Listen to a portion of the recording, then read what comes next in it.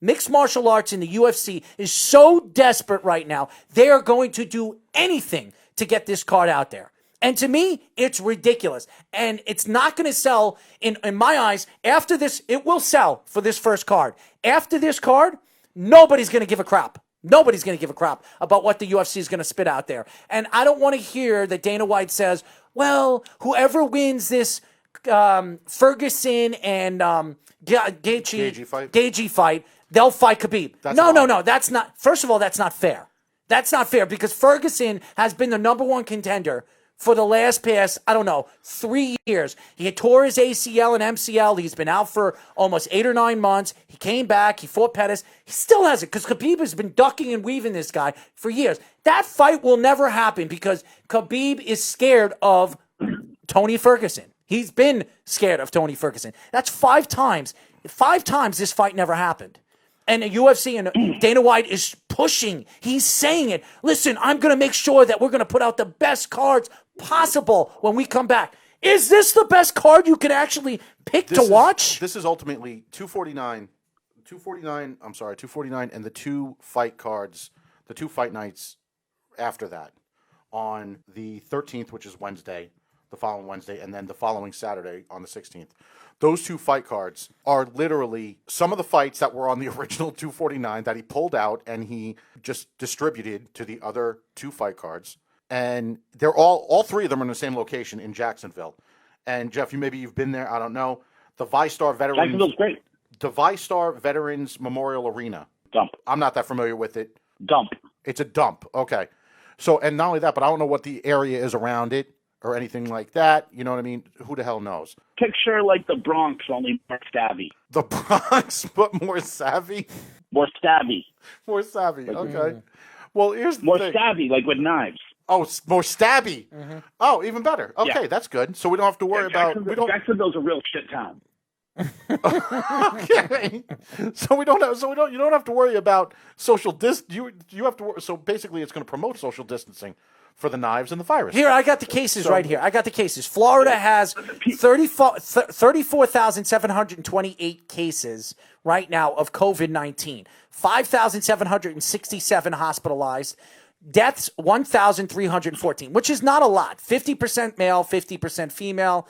0 to 107 that's Florida range of overall, age. Right? That's Florida overall. So that's not bad. New York, it's 18,000 deaths. That's 5 or 6 times more. But again, there are still people dying, and there's still huge amount of cases right now. 136 in Duval County, St. Johns County, 39, Clay County. That's where it would be though, Duval County. Okay, so 130, which is the most. There has been the most hospitalized and most cases in Duval County. In that area. So again, 46% male, 54% female. So you're going to have this event in the worst place possible in Florida. That's a problem. And again, I understand the UFC is trying to bring in revenue. And they're a multi-billion-dollar organization. Do they really? Don't you feel like there kind of is a groundswell right now for like, let's get on with it kind of thing? And I understand where you're coming from. People are sick and dying and it's serious, and I'm not belittling that fact whatsoever.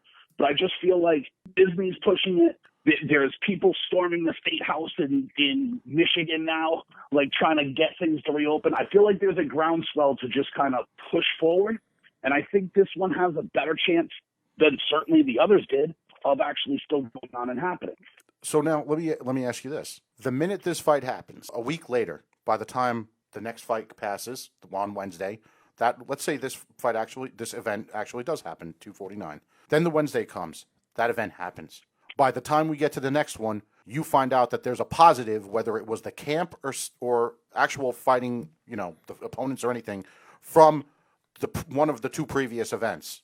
Now what happens? And I'm not saying this in terms of putting you on the spot, Jeff, but I'm just simply saying, then what does Dana White do besides looking like a colossal schmuck?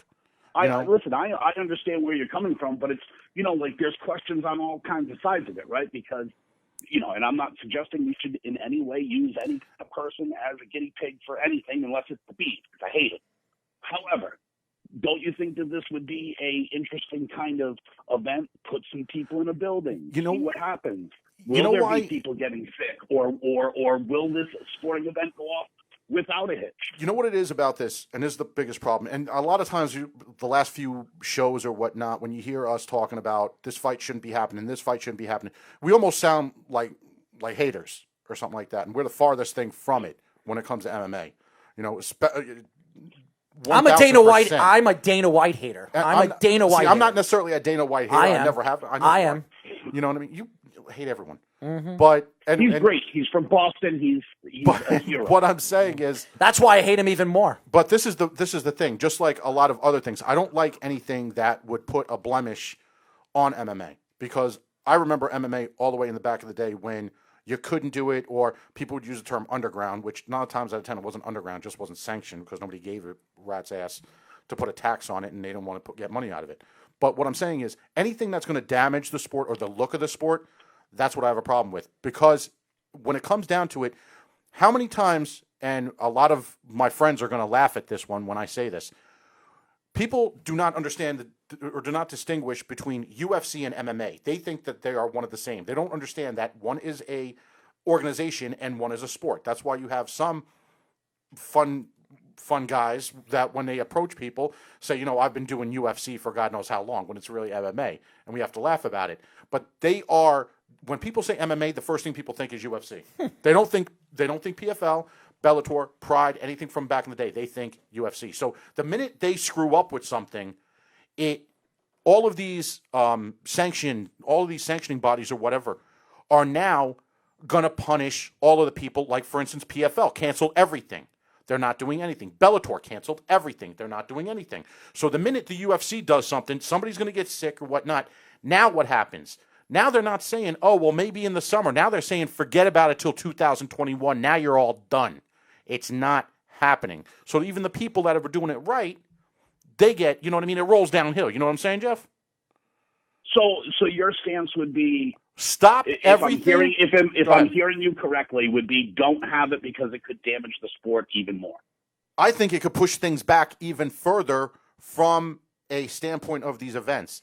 Yes, because you're pushing way too much. If we have things like the NFL is probably, would you say the NFL is probably the biggest sports organization in regards to bringing money in? Right now, it's the number one organization besides the European Football League over there in Premier League. Yes, right. in Europe. And even when it comes to the Premier League, how much stuff are they doing over there? Not a lot. Not right now. Not a lot at all. Mm-mm. So when that's being said, when you look at those two big money makers right there, and you have those billionaires and trillionaires saying we're not pushing it either, but then we're doing something like this. And also I think the reason why I take a little personal stock in this, because how long have along with myself and a lot of other people, waited for MMA to come into New York, or get legalized in a lot of different other states and such. That's why anything that blurs anything or damages anything, I have a big problem with. That's why I would rather sit back and let everybody sit back. I understand everybody wants to see it. I want to see it just like anybody else. But I don't want to see this garbage. No, but I don't want to see this garbage. But what I'm saying is, it's one of those. There's no need to push. There's no need for the desperation. Really, people think it's all And if anybody really thinks Dana White is going broke right now, and he's walking around like the first hour of Cinderella Man picking up sticks, and it's not even his organization anymore. It's not. He doesn't own anything in that organization anymore. He sold it off. He is the president of the UFC. He's the guy he's the commissioner. He is what you call the commissioner. Just like the NFL has a commissioner, Roger Goodell, just like the NHL has Gary Bettman, and just like the MLB has Manfred. So they all have commissioners. Dana White is the commissioner and the president of the UFC. So again, just like I've said this over and over again as a product, if you're going to put a product out there and you want to sell this product, put the best product you possibly can out there. Don't push or put this product out there that is not going to sell it into the public's eye. After this is done, after this event is done, if it does go through, people are going to say, what is this garbage? What is this garbage that he is trying to sell? And to me, I understand. Jeff, you know more than anybody, I want sports to come back more than anything because we want something to talk about on our shows. And sports, there's always something to talk about. And God bless the NFL with the draft, even though they found a way. And it actually worked out. The virtual draft It was good. Yes. Stop it. The virtual draft was great. Yes, it actually worked out. But all in all, if it wasn't for the NFL, we would have nothing to talk about. So you know what the UFC is trying to do? They're trying to make one step above the NFL. We're going to have the first upcoming event out of all the sports. That's what he's trying to sell. You see, we're not afraid of this epidemic. We're not afraid of this. We're not afraid of that. But the fact is, you are afraid because your top fighters, besides Ferguson, your top fighters do not want to fight on this card. A matter of fact, UFC champion Stipe rules out fighting during the pandemic. So he is not fighting as long as this pandemic. He's not going to fight until next year. He is not going to fight until next year. And guaranteed. The funny thing about Stipe is a first responder. Stipe is a fireman. Mm-hmm. Firefighter. And he's basically said, I'm not fighting while this is going on. It's not happening. It's not because he has any new information that anybody else does, but plain and simple, he's not going to risk it. I understand a lot of fighters on these cards, guarantee you, they need the money. So when you dangle that, I would love to see how much they're getting paid. Nothing. I would love to see how much they're getting paid. They're getting nothing. And that's the funny thing about this whole thing. You talking about money? The UFC, and I've said this over and over again, the UFC is the cheapest organization in professional sports. They are absolutely cheap. They do. What are you going to say? Am I right or wrong? They're brilliant.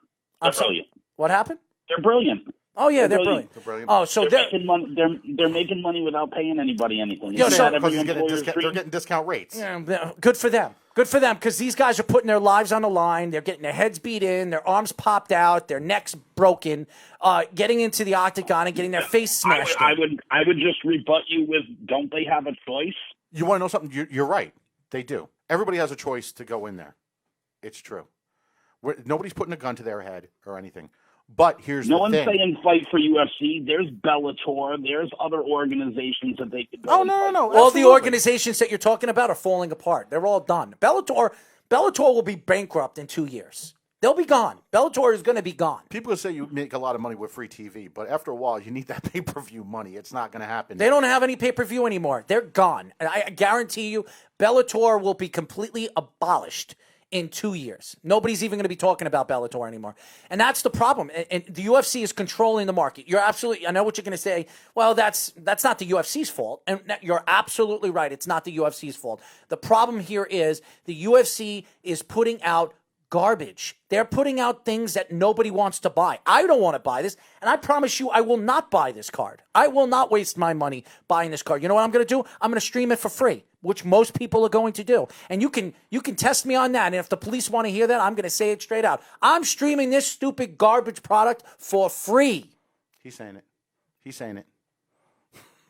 It's garbage. I mean, by doing that, hold on. Just to make a point, by doing that, aren't you part of the UFC's problem? I'm going to stream it for free. So you're complaining about the fighters risking their lives and not getting any money, but you, the selfish one, aren't contributing to help them. Let me tell you something. Do you know the card, the pay-per-view, besides the main event, besides the two main events, none of those guys are getting any of that money. They're not.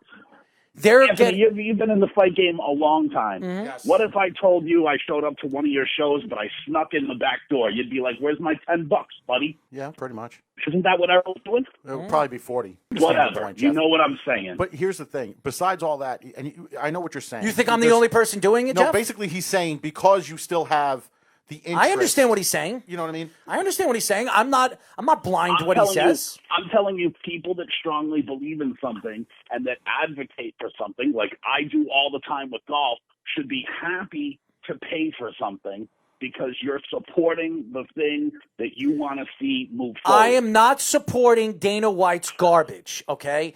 Dana White sits there. Go on YouTube, guys. Anybody go on YouTube? Have the opportunity to go and watch all these little pressers he has in his basement or wherever he's sitting around talking about bringing in, I'm going to give you the best product possible. And when we bring it back, we are going to be the number one product out there. Yeah, you're going to be the number one product out there because all the other organizations are smart enough not to put their product out there until they know it's safe for the players and safe for the fan. You're not doing it for the fan. You're not doing it for the fighters. You're doing it for your damn self.